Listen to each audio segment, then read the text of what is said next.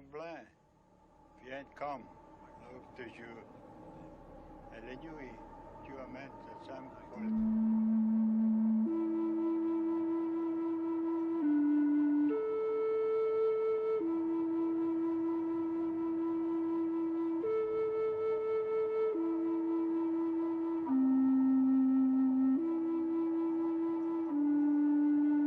4 de julio de 1776, el Congreso de Estados Unidos aprobó la Declaración de Independencia.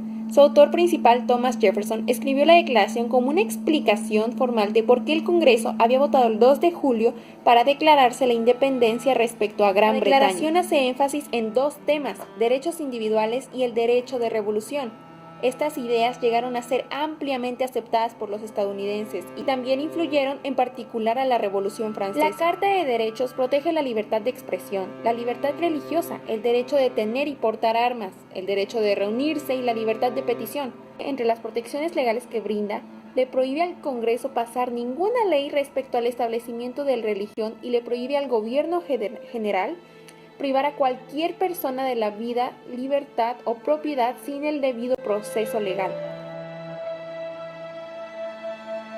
Para tener un mejor entendimiento de esta discriminación que se está viendo hacia los nativos americanos, tenemos que ver hacia la historia. Lo que sucedió aquí fue que los ingleses se aliaron con los nativos americanos. Los nativos americanos no se aliaron con los británicos porque estaban a favor del gobierno centralizado o porque de verdad querían a los británicos.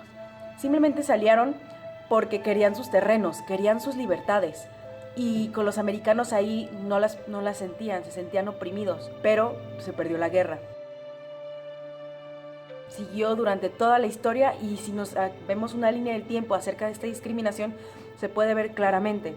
De hecho, durante el siguiente siglo se puede ver cómo fueron oprimidos cada vez más y fueron aislados. Podemos ver cómo lo naranja representa las colonias americanas antes y después se fueron expandiendo hasta conocer los Estados Unidos que conocemos hoy en día. Entonces, estos indios americanos fueron reprimidos y fueron obligados a quedarse en las reservas establecidas por los americanos. Fue hasta los años 20, 1923, cuando por fin se les otorgaron sus derechos, su citizenship americana, y hasta los años 60, cuando por fin se les otorgaron fueron añadidos a los Bill of Rights y se les dieron sus derechos. Esto demuestra bastante la discriminación que se vio hacia estos nativos.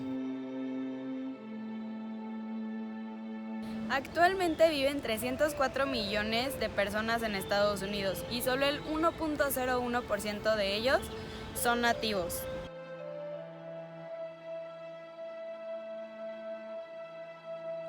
Desgraciadamente, muchas personas intentan aprovecharse de ellos al quererles quitar sus tierras o queriendo explotarlos en su propio territorio.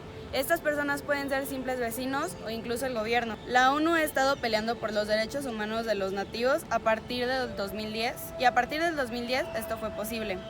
La mayoría de los miembros de la ONU aceptaron que los indígenas tuvieran derecho a estar protegidos y uno de los más importantes es que ya no deberían de estar excluidos de las decisiones judiciales. De hecho, dentro de sus reservas, cada tribu tiene el derecho de crear sus propias leyes para que de esta manera no interfieran con sus costumbres ni creencias. También tienen derecho a la educación, a la salud, a una vivienda, al empleo, la seguridad social y a un nivel de vida digno.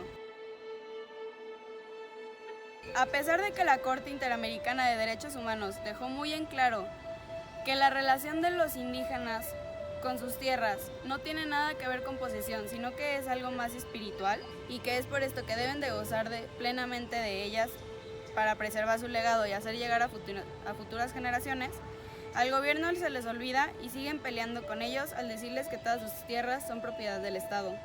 Y como la mayoría de los indígenas no conocen acerca de sus derechos, simplemente aceptan a lo que diga el gobierno. Fue un gran esfuerzo todo lo que platicaron mis compañeras anteriormente. Sin embargo, el respetar a sus tradiciones, la cultura, los objetos sagrados y en especial que tengan la protección y seguridad que toda persona merece, es todavía algo que debe cumplirse y que debe lucharse por tener en todo el mundo.